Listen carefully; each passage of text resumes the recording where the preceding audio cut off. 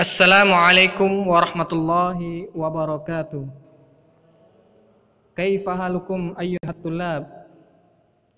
Bagaimana kabar antum semua wahai anak-anakku sekalian? Ustadz berdoa agar antum semua dalam keadaan sehat dan tetap bersemangat dalam menuntut ilmu. Meskipun kita harus belajar tanpa harus bertatap muka secara langsung. Melalui media YouTube ini, Ustadz hari ini akan menyampaikan tentang pengenalan tahsin dan tahfiz di Sekolah Dasar Al-Kahfi Islamic School Batam pada tahun pelajaran 2020-2021. Ustadz berharap antum semua menyimak dengan baik dan dengan teliti sehingga antum bisa mendapatkan pelajaran yang penting dari presentasi hari ini. Semoga Allah Ta'ala memberikan kita ilmu yang bermanfaat. Baiklah, kita mulai pengenalan tahsin dan tahfiz.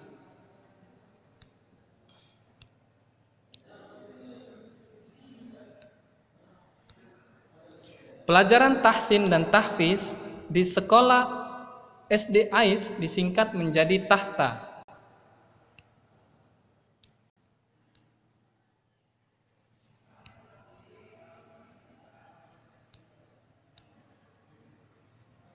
Dalam satu ruang kelas, halaqah tahta terbagi menjadi 2 atau 3 halaqah.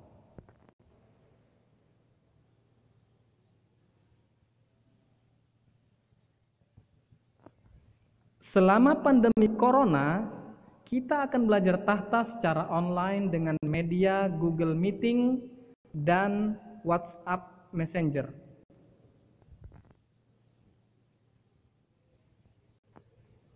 Target tahsin di SD AIS yang pertama kelas 1, Iqra 1 dan 2.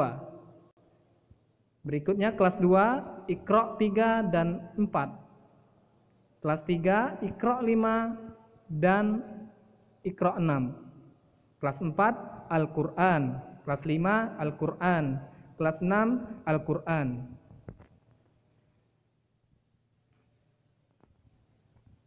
Untuk tahsin teorinya, untuk kelas 1, sebelum MIT atau pada semester 1 mengenal harokat. Sedangkan setelah MIT-nya mengenal makhraj jaufi. Pada semester 2-nya, kelas 1 masih sebelum MIT mengenal makhraj halqi. Setelah MIT pada semester 2-nya mengenal makhraj lisani. Untuk acuannya itu terdapat pada Iqra 1. Untuk kelas 2, pada semester 1 sebelum MIT mengenal makhraj syafawi. Setelah MIT mengenal sifat huruf hams. Sedangkan untuk semester 2-nya sebelum MIT mengenal sifat huruf jahr. Sedangkan setelah MIT mengenal mad tabi'i. Untuk kelas 3, pada semester 1 kita akan mengenal sifat huruf isti'la. Setelah MIT semester mengenal sifat huruf istifal. Sedangkan pada semester 2 kita akan mengenal mad tabi'i, waw dan ya. Setelah MIT, mad sila qasira. Kelas 4, pada kelas 4 pada semester 1 akan mengenal mad lin atau mad lain.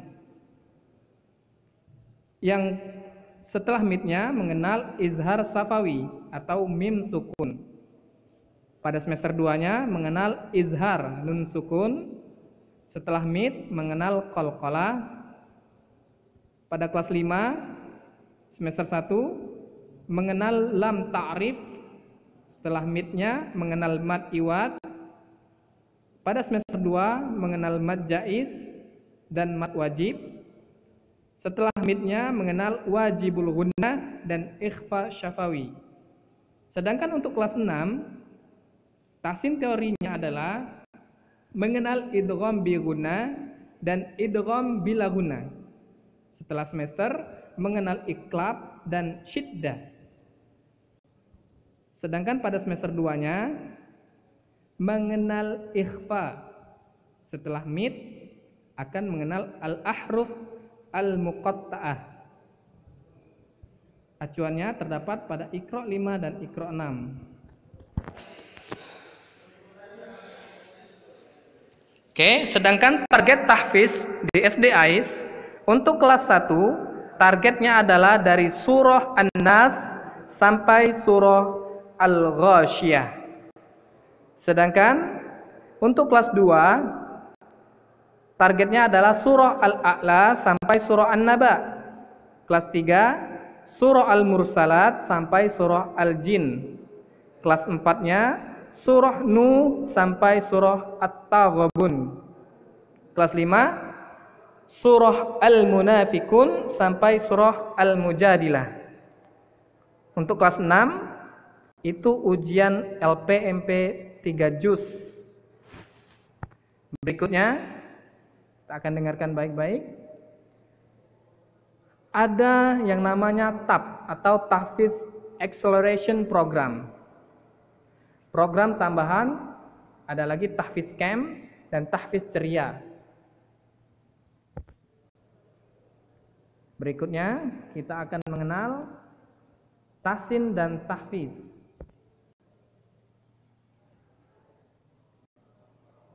Nah, apa itu tahsin? Tahsin adalah memperbaiki atau membaguskan bacaan Al-Quran. Buku pedoman yang kita gunakan dalam belajar tahsin adalah buku Iqra. Berikutnya disampaikan dalam dalil Al-Quran, auzid alaihi warattilil Qur'ana tartila. Artinya, dan bacalah Al-Quran itu dengan tartil. Surah Al-Muzammil ayat 4.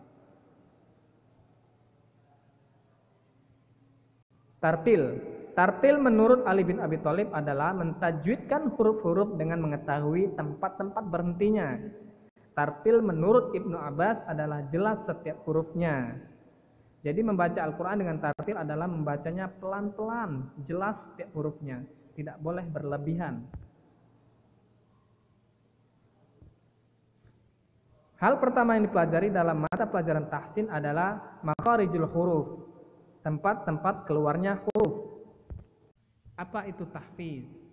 Kata tahfiz berasal dari bahasa Arab, yaitu hafiza yahfazu hifzan, yang artinya adalah menghafal.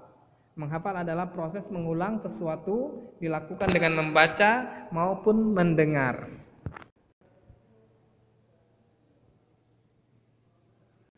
Sebagaimana firman Allah Ta'ala, inna nahnu nazzalna dzikra wa inna lahu lahafizun.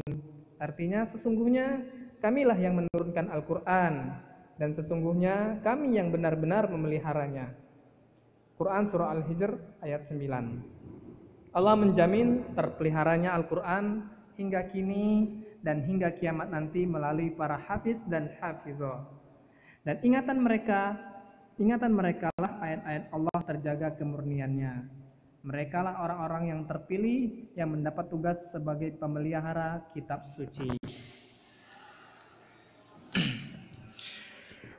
Keutamaan menghafal Al-Quran: memberikan hadiah kepada orang tua.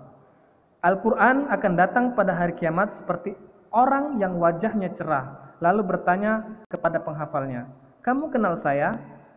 Saya membuat kamu bergadang tidak tidur di malam hari, yang membuat kamu kehausan di siang harimu. Kemudian diletakkan mahkota kehormatan di kepalanya, dan kedua orang tuanya diberi pakaian yang indah, yang tidak bisa dinilai dengan dunia dan seisinya." Lalu orang tuanya menanyakan, "Ya Allah, dari mana kami bisa diberi pakaian seperti ini?" Kemudian dijawab, "Karena anakmu belajar Al-Quran." Hadis riwayat Tabrani. Bagaimana kita memulai menghafal Al-Quran? Yang pertama, niat. Niatkan hafalan Al-Quran kita karena Allah. Yang kedua, usaha harus dengan usaha yang sungguh-sungguh. Yang ketiga, istiqamah, yaitu senantiasa rutin melakukan murojaah, menghafal. Berikutnya, cara menghafal Al-Quran. Yang pertama, talqin. Ustadz atau ustazah membacakan ayat yang akan dihafal, kemudian siswa mengikutinya. Berikutnya, mengulang-ulang ayat tersebut 10-20 kali dengan melihat mushaf Al-Quran. Berikutnya, mengulang-ulang ayat tersebut 5-10 kali dengan tidak melihat mushaf Al-Quran. Bagaimana agar hafalan tidak mudah lupa? Maka wajib murojaah, anak-anak ustaz sekalian. Murojaah adalah hal yang wajib bagi para penghafal Al-Quran. Karena dengan murojaah, hafalan akan senantiasa terjaga.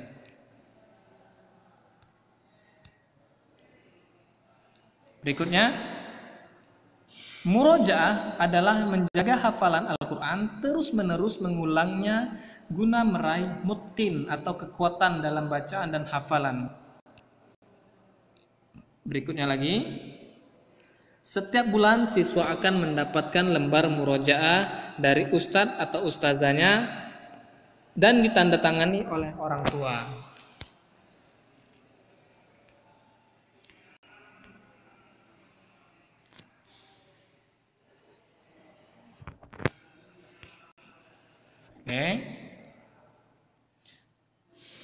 Proses dalam mengamalkan Al-Quran.